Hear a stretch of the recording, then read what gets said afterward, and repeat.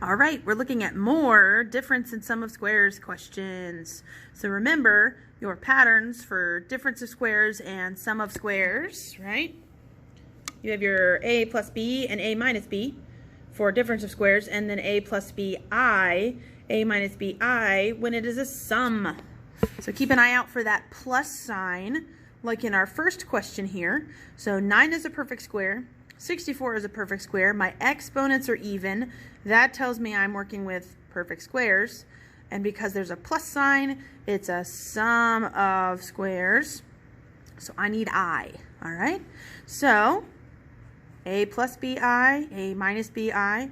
A is the square root of the front term, so the square root of 9x to the 6th is 3x cubed.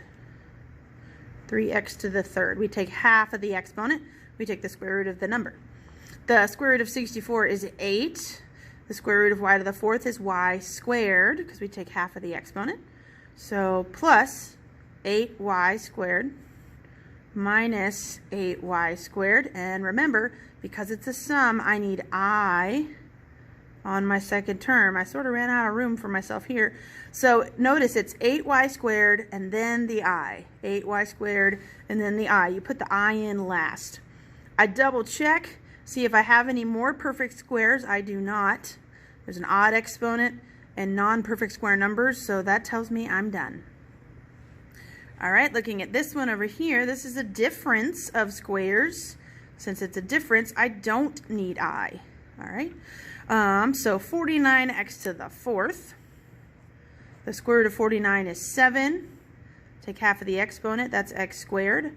7x squared, 7x squared. And then 81y squared. The square root of 81 is 9. The square root of y squared is y.